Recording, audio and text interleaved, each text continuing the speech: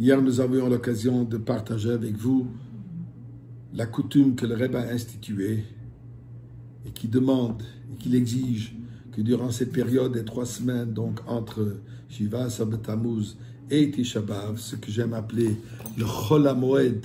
Pourquoi? Parce que nous savons que ce sont des journées qui vont être transformées en jours de deuil, en jours de fête, comme on dit, Ya'afru Yamim Eilu le Sasson le Simcha, que ces jours-ci se transformeront en jours de fête. Donc, les débuts de la fête, Shiva Asar Tammuz, les derniers jours de la fête, Tisha B'Av, donc nous sommes dans cette période de Chol HaMoed. Alors, que devons-nous faire durant cette période de Chol HaMoed? C'est d'étudier les halachot reliés au Beth Amikdash, reliés à tous les aspects de la construction du Beth Amikdash, et comme on a vu hier la prophétie d'Yecheskel, où Dieu lui dit qu'en étudiant la halachot du Beth Amikdash, ceci précipite et ceci est considéré comme si nous l'avons construit même. Alors regardons un tout petit peu aujourd'hui dans le Rambam, puisque le Rambam, il est le seul qui parle de ces halachot en détail. Le Shulchan Aruch en général, Beth Yosef, ne parle que des halachot qui sont applicables concrètement aujourd'hui.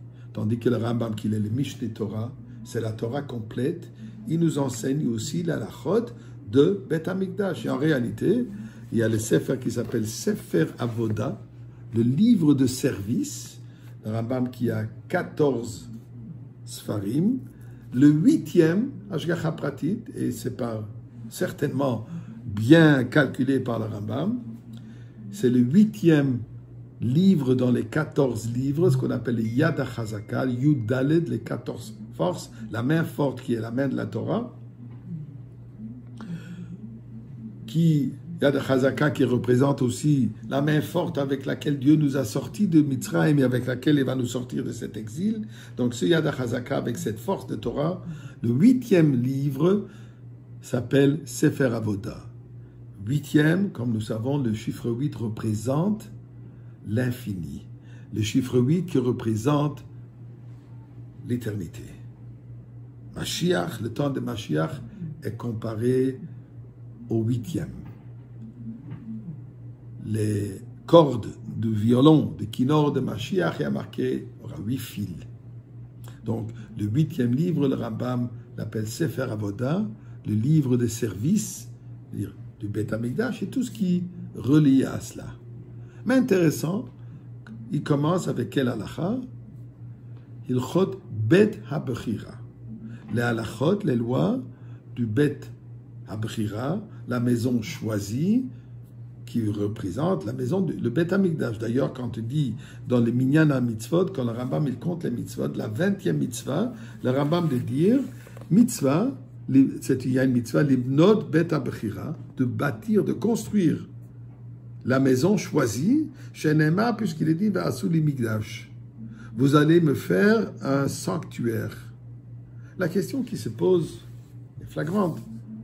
Pourquoi on appelle ça Bet HaBechira? Pourquoi est-ce que le Rambam n'appelle pas Bet HaMikdash? Pourtant, c'est le terme qu'on connaît tous. On parle du premier Bet HaMikdash que Shlomo HaMelech a construit. On parle du deuxième Bet HaMikdash. Et nous parlons continuellement qu'on attend le 3e Bet HaMikdash qui va descendre complet du ciel et va être placé à l'endroit où le premier et le deuxième Bet HaMikdash a été, sur le Har HaMoriah, Har HaBayit. Pourquoi est-ce tout à coup, pourquoi dans ce sens le Rambam, il nomme ces halachot, pas qu'on aurait dû dire Hilchot Bet HaMikdash, il appelle ça Hilchot Bet HaBechira. Et remarquable, les prochaines halachot, où le Rambam parle des ustensiles du Beth Amikdash, il dit Hilchot Kle HaMikdash. Les halachot des ustensiles du Mikdash. Il ne dit pas Hilchot Kle Beth HaBechira. La même chose quand il parle de la venue dans le Beth Amikdash, il dit Hilchot Biat HaMikdash. Venir au Beth Amikdash. Il n'utilise pas le terme Bechira. Est-ce que le Rambam nous veut nous attirer l'attention à savoir que cet endroit et cette maison, elle est choisie par Dieu lui-même. Cet endroit, c'est Dieu qui a choisi qu'il soit l'endroit pour le Beth Amikdash. D'ailleurs, c'est l'endroit où Dieu a créé l'être humain. Quand il a marqué il a pris de la poussière, c'est de là où il a pris. C'est là l'endroit où Abraham Avinu allait sacrifier son fils Yitzhak. C'est là l'endroit où Yitzhak a rencontré Rivka, Vayetse Yitzhak la Suach Basadeh. Il a fondé le peuple juif, le foyer juif, le premier mariage, si on peut dire, le premier mariage juif. Yitzhak et Rivka commencent où? À cet endroit. Yaakov, quand il voit le rêve des anges qui montent et qui descendent de cette échelle, l'endroit où il voit le fusionnement du ciel et la terre, du divin et du mondain, c'est cet endroit. Donc c'est Dieu qui a choisi cet endroit. C'est Dieu qui a choisi cet endroit physique pour qu'il soit éternellement un endroit saint et sacré. Bet HaBechira, l'endroit du choix de Dieu.